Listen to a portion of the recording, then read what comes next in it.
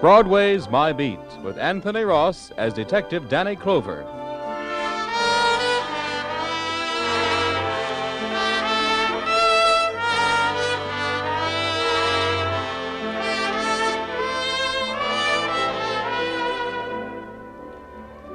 Broadway's My Beat, from Times Square to Columbus Circle. The gaudiest, the most violent, the lonesomest mile in the world. That's the street I walk. But today, trouble is waiting for me in the squad room of the 47th Street Station House.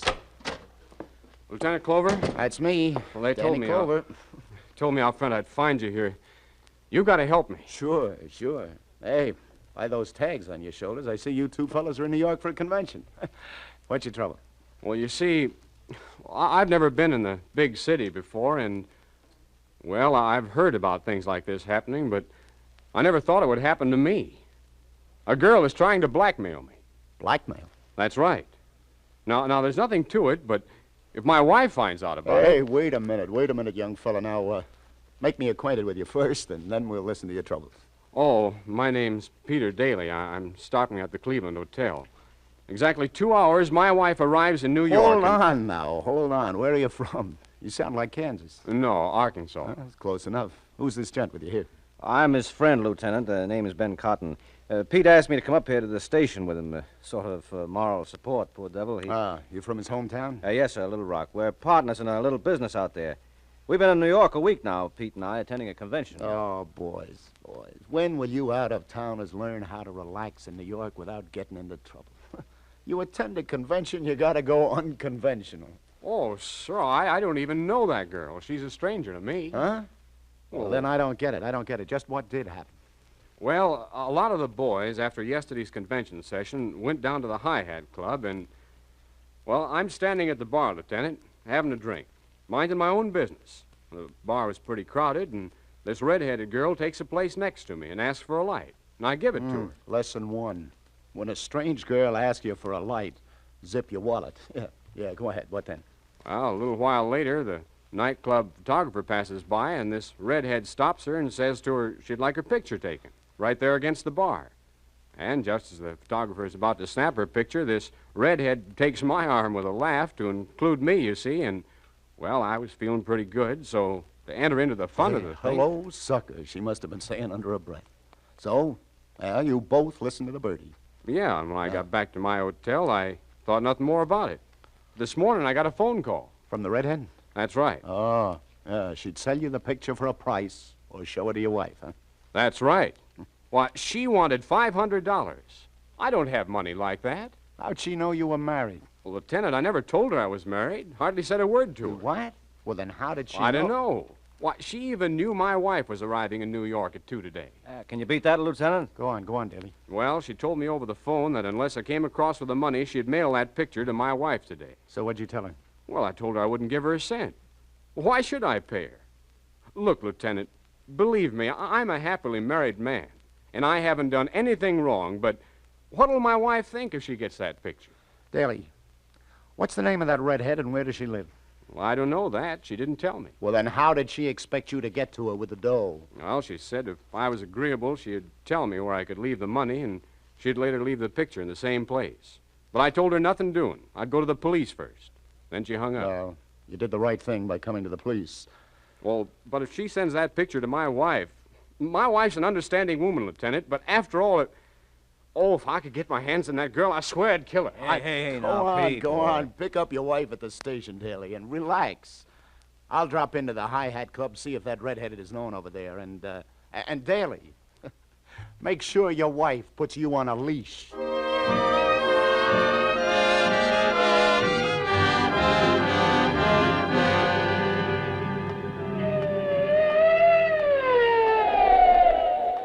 Lieutenant Clover. Yeah, Sergeant, what's up? Looking all over for you, Lieutenant. Broadway Towers. Detective Tom Donnelly's already up there, apartment 5E. Some dame there, found dead, Lieutenant. Looks like murder. How do you like that? Just when I was staring up at the skyscrapers wishing I was a pigeon. All right, let's go, Sergeant. Broadway Towers.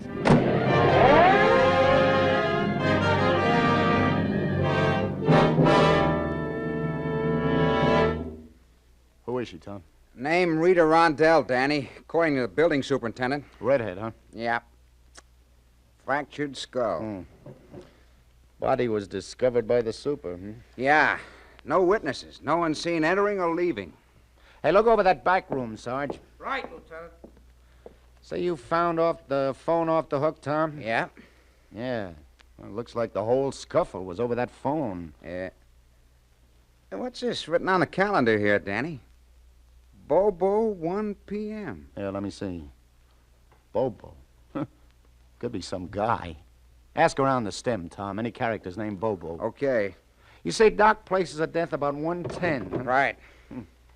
Well, whoever a visitor was, boy, they had quite a tussle. Say, Danny, look here. I found some photographs hidden in the bottom of this drawer. Take a look. Well, what do you know? What's the matter, Danny? Hey, you remember that nice guy, Daly, from Little Rock, came in the station house this noon about a blackmailing redhead? Yeah? Yeah, this is him. With Rita Rondell. Taken against the bar at the Hi Hat Club. Look. Yeah. Yeah, how about that, huh? This must have been the dame who was trying to shake him down. And this is the frame-up picture she meant to sock him with. Yeah, so this is the redhead. And me, I'm looking all over for her. Open and shut. Remember, he said he'd like to kill her? Never can tell. He didn't look that mad. Well. Like I always say, cherchez le motive and you got your man. Shall I bring him in? Hey, hold your horses, Tom. There's no evidence he had anything to do with this, but I better drop in on him and have a little chat. Question him, huh? Yeah. Anything else turns up, let me know. And check Bobo. Right. I'll keep in touch. Poor Daly. I feel sorry for him.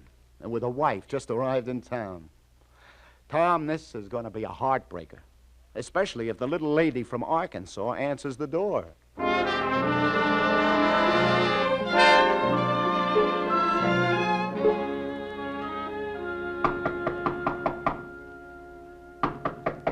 Coming. Just a moment. Mrs. Daly, Yes? is your husband in? Why, yes. He's just lying down for a bit. Who shall I say is... Mrs. Daly, I'm Lieutenant... Well, isn't old Artie? Clean forgot our appointment, fella. Huh? Oh, darling, I want you to meet Art Smith. He was my lieutenant, 3rd Airborne. The old dog. Imagine meeting him at the convention after all these years. Yeah. Mr. Smith, just imagine. You two must be thrilled. I guess New York's the place one meets all Be right with you, Art. I just put on my jacket now. Yeah. Okay, I'll wait. How do you like the little missus, Art? Oh, just fine.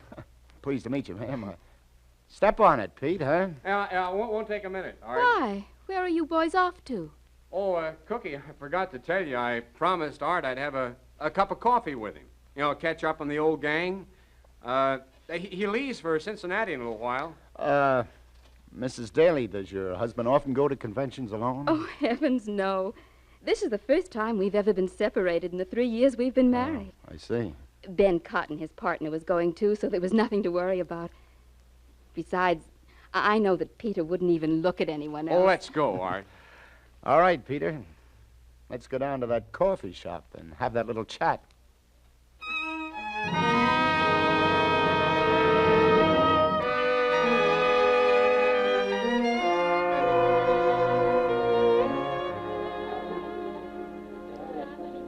Yeah, we can talk right here in the lobby. Yeah, okay. That's one sweet wife, Daly. Yeah, you can say that again. You can see why I didn't want to let on you were a police officer. Yeah, I got it. Well, Lieutenant Clover, did you ask in that nightclub like you promised to find out if anyone knows that red-headed blackmailer? She hasn't sent that picture yet. You wouldn't be kidding me, mister, would you? What do you mean? When did you see her last, this Rita Rondell? Oh, is that her name? You found that out? Well, why, last night at that bar. You didn't go to her apartment today? At 1 o'clock, say? You know, son, if you're on the level with me, I'd be about the happiest guy on earth. What do you mean, Lieutenant? If I'm on the level? What's up? Rita's dead, son. Dead? Mm-hmm. We found that picture you were talking about in her apartment. What happened? Oh, there was a scuffle from the look of the place, and she fell against something in the struggle and fractured her skull. I don't know. Probably accidental, but There'll be a manslaughter rap for somebody. My gosh.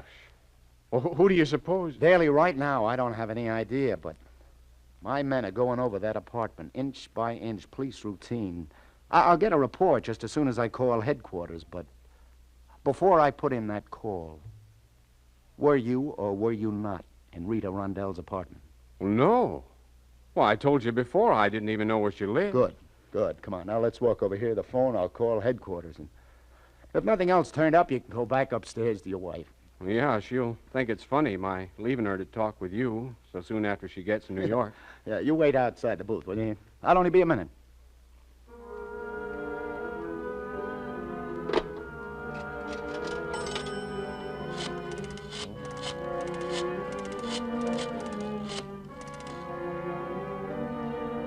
Clover. Sergeant, anything turn up on the Rondell dame's place? Uh-huh. Yeah. I see you. No, you didn't. There's nothing else, huh? Out where? Oh, then he... I see. Thanks, Sergeant. Daly, where's your hat? My hat? Your hat. Well, I must have left it up in my room. Shall we go up and see? Well, I'm not sure. Maybe I lost it. That's right. You lost it at Rita Rondell's apartment. What are you driving at, Clover? It was found on her fire escape. Has your initials. Well, lots of people have initials. Okay. Then let your wife identify it. No. No, I'll leave my wife out of it. I'll tell you where I lost it. Come to think of it, I remember now. Yeah, at that bar last night where I met her. That's right. I missed it when I got back to the hotel. So either that girl or someone else picked it up and... Well, maybe that explains how... Brother, you killed me. You were wearing that hat in the station house this noon. I'm sorry, Daly. I'll have to take you to headquarters. I'm charging you with manslaughter.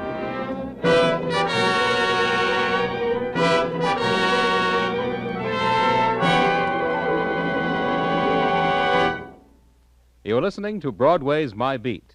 We'll continue in just a minute, but first, Sunday nights on CBS are famous for their top comedy with Jack Benny, Amos and Andy, and the other great comedians, for the splendid drama that Helen Hayes brings each week, and for the appearance of one of the greatest detectives in modern times, Sam Spade, created by Dashiell Hammett. Sam Spade's approach to crime detection has now become the pattern for many another sleuth, but none so well combines the hard-boiled view toward a fast dollar, the down-to-earth appreciation of a well-formed ankle, and the readiness with a wisecrack. A bestseller in the fiction field, Sam Spade's adventures on the air are now among the top-rating mystery shows. You will find here tonight and every Sunday night on most of these same stations, Sam Spade, ready for rough-and-tumble action and a battle of wits in the best Dashiell Hammett tradition.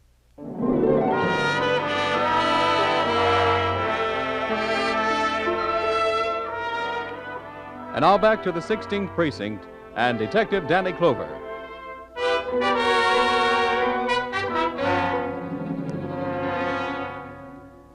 Why, this is awful. Look, Lieutenant, I'm from Daly's hometown, and I've known him for years. Why, he couldn't have had anything to do with this. Mr. Cotton, I know you're Daly's friend, and I know how you feel. I simply phoned you, seeing as you're a friend of the family, to notify Mrs. Daly of her husband's arrest. Yes, of course. Well, she wasn't in her room when I stepped by, so I rushed down here as fast as I could. Those two are so much in love, Lieutenant, I just don't have the heart to tell her. Any luck this time, Tom? Nah. Try to persuade Daly again, but no soap, Danny. See, Mr. Cotton, we offered to allow your friend a few minutes to call his wife, tell her himself about his arrest, but he says he can't do it. Yeah, that's right, Mr. Cotton. Says it'd kill him to tell her. Why don't you tell her? Oh, she's such a sweet kid. She's going to take this awful hard. You see, in a way, I feel kind of responsible for this, being here with Ben. I just don't believe I could face her. Tom? Unless it's an order, Lieutenant. I'd rather be included out. Okay. I guess a policeman's job can include almost anything. I'll get over there right now. Oh, Tom, come here a minute. Yes, Lieutenant? Yeah, Danny?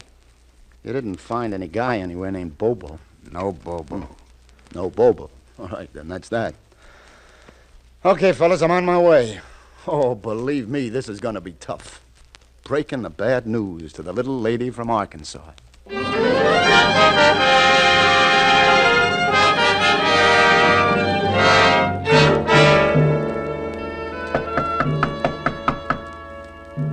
I'm coming, Peter. Peter, Oh, why, it's you, Mr. Smith. Where'd you two boys get lost? Where's Peter? Isn't he with you? No. No, Mrs. Daly. Say, let's go inside. I want to talk to you. But I don't understand, Mr. Smith. Where is Pete? Well, the fact is, Mrs. Daly... Where, for goodness sake? Well, I mean, the fact is, Mrs. Daly, I'm not... I looked downstairs for you two and couldn't find you anywhere. And now you come back alone and... Do tell me, you frightened me. Has something happened to him? Mr. Smith, I thought you had to catch a train. Well, now, you see, that's just what I wanted to explain, Mrs. Daly. Oh, I get it now. You went to a bar instead of the coffee shop, so you missed your train and he... Oh, Mr. Smith, why didn't you say so in the first place? You had me so worried. Oh, no, I'm sorry, ma'am. Where is he? Is he in bad shape? Well, you just bring him back here, no matter what condition he's in, and I'll take care of him. Maybe some coffee would help. Do you hear me, Mr. Smith? Mr. Smith? Mrs. Daly, I'm not Mr. Smith. What? You're not? It was all just an act. I'm sorry. I mean, your husband called me that when I came in before, and, well, I played along. An act? What in heaven's name are you talking about? And who are you? Detective Lieutenant Danny Clover, ma'am, of the 16th Precinct. Your husband... Oh, now, wait a minute. Here, let me help you. Hey, perhaps you better sit down. No, I'm all right. Please go on. Something happened to him. An accident or something. Is he hurt badly? No, he isn't hurt. Oh, that's good. Ma'am, your husband is under arrest. Under arrest? Peter? Nonsense, what for? Well, you see, it dates back to before you arrived, naturally. You see, last night he got into a jam at a nightclub. A jam? I mean, that is, there was a girl at the bar next to him. A girl? No, don't get me wrong there, ma'am. In that respect, I assure you, but it's something else that happened, and... now, Mrs. Daly, let me tell you the whole story from the beginning. He wouldn't do anything. No, but please don't get me wrong, ma'am. You mean he got mixed up with a girl, but he couldn't? Oh, no, it's not that. There was this red-headed...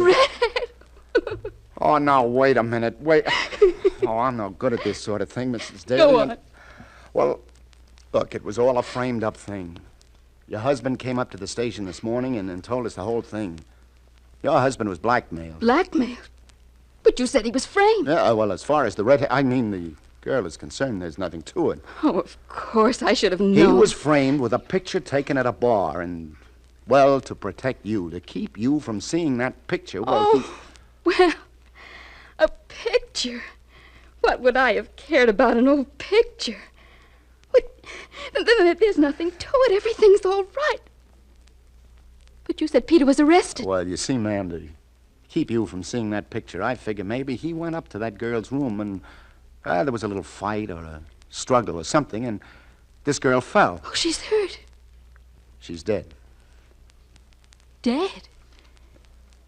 She's dead? Oh, no, he didn't mean well, it's a charge we call manslaughter. Manslaughter? He didn't. He couldn't have killed anyone. Does he say he didn't? Yes, ma'am. He denies he was even in her apartment, but you see, there's some evidence. Then I believe him. And you've got to believe him, Lieutenant. My husband's never told a lie in his life. He's incapable of lying. Ask anyone in Little Rock where he's loved and respected, and they'll tell you. But, Mrs. Daly, the evidence I don't care shows what that... evidence you say you've got. His word's good enough for Look, me. Mrs. Daly, and I'll tell you something else, sir. If he was guilty, he'd have told me so. In our whole married life, he's never held back one single little thing. Lieutenant, my husband didn't kill that girl. And if he says so, he was never even up in her apartment. Well, ma'am, I'm glad to hear you talk like that. I was pretty sold your husband was holding out on me, but maybe there's a chance he was telling the truth. Could be he was framed again. I'll go back and have another talk with him. I'll be praying, Lieutenant. Yeah, Mrs. Daly. You do that.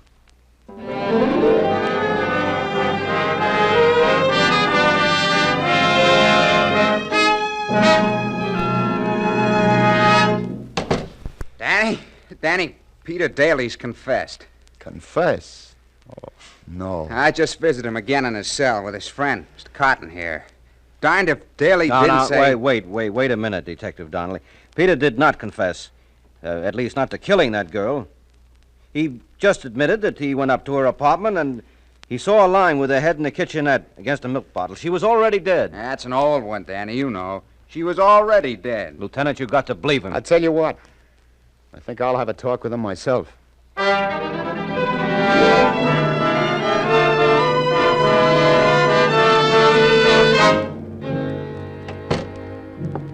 Hello, Daly.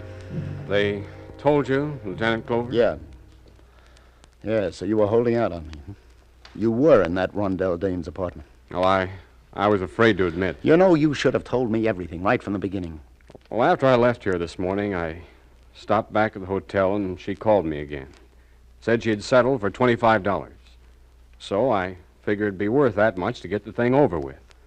I didn't tell you about it because I was afraid it'd get in the paper. It'll make the papers now, all right. Go on. Well, she gave me her address.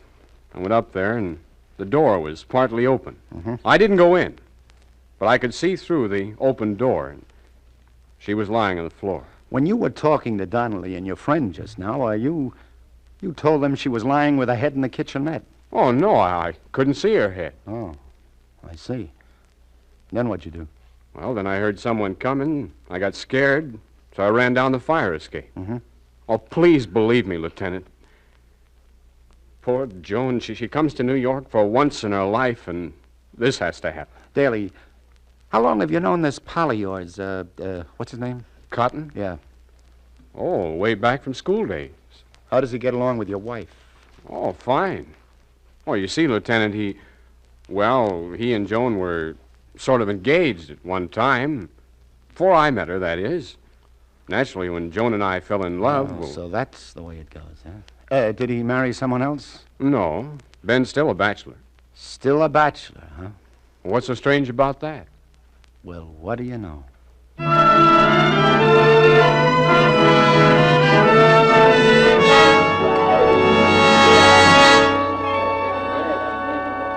Lieutenant Clover, you back again? This is the third time today. What gives? Like this, like that. Hey, a couple of perfectos, lover. Did you come in here to see me, or did I see you keeping an open eye on that gentleman from 305 that just got on the elevator? Hey, you know him? Shouldn't I? He smokes cigars. His name's Ben Cotton from Little Rock. I think I'll go up and have a word. Mm-hmm. Give Bobo my best. You know, for an out-of-towner, the tips he hands out... Oh. Bobo, did you say? Yeah, Bobo. You know how it is at these conventions, the nicknames you pick up? I've heard some good ones, but Bobo, that kills me. Everyone around here calls him that. Oh, thanks, Sally. Thanks a lot. Thanks for what? Oh, nothing, lover. I'll be seeing you.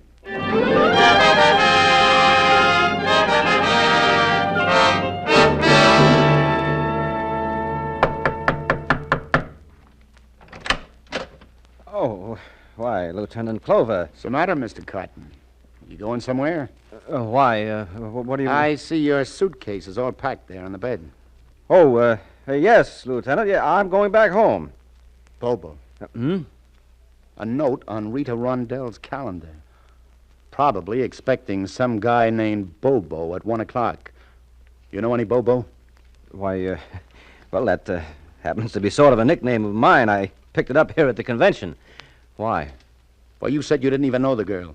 You know the inside of Rita's apartment better than Peter did, Bobo. He didn't tell you her head was against a milk bottle. Oh, I never said... No, you arranged for Rita to bump into Peter like at that nightclub. Get a picture taken with him. And then she was to send it to his wife. I'll tell you why you arranged it, too. You were in love with his wife. You wanted her to think the worst, maybe, and throw him over for you. Come on, come clean, Bobo. All right. I was up to that double-crossing redhead's apartment, but I didn't mean to kill her. Let's have the story. Well, I told her yesterday I'd give her $100 if she could manage to get her picture taken with him and send it to his wife. Oh. And then this Rita pulled a fast one. Asked Daly for $500 for it. Yeah, that's right. But when Peter went to the police about it, I got scared. So you went up to her apartment today at 1, huh? Yes, I did, to make her call the whole thing off. And she demanded from you the price she was asking from Peter, $500. That's right.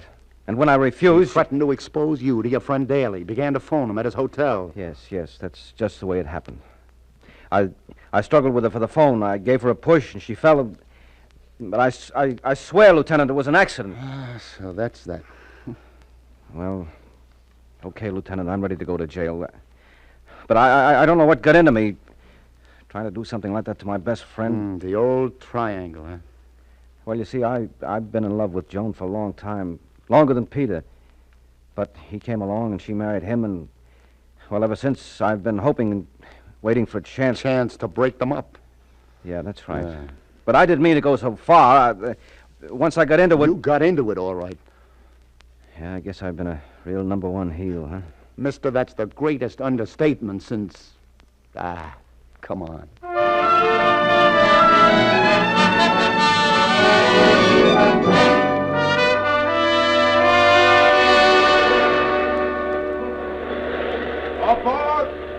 That's us, Joan. All right, Peter. Lieutenant Clover, I don't know how to say. We'll never be able to thank you for all you've done. Skip it, Arkansas. Hey, just promise me one thing, will you? What's that? Well, I mean, you've come to New York. This is the first time for both of you, isn't it? That's right. You've had a pretty rough time.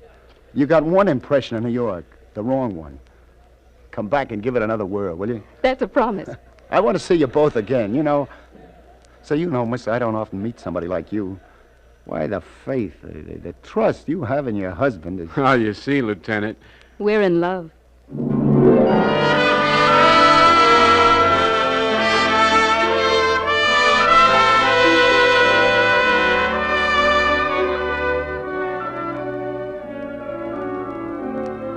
It's getting late now.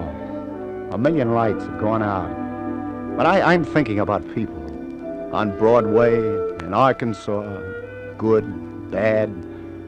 They get into trouble here like everywhere else. Only maybe here it's just a little bit easier. On the gaudiest, the most violent, the lonesomest mile in the world. Broadway, my beat.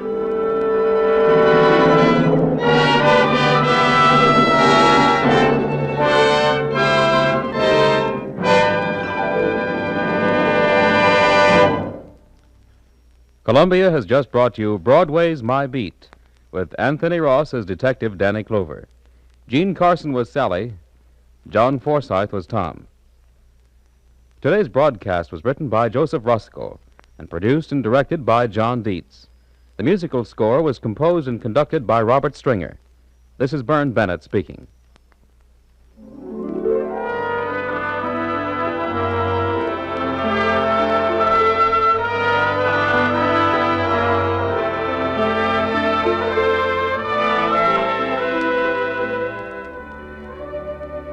In just a moment, CBS begins the presentation of its 10 great Sunday evening entertainments.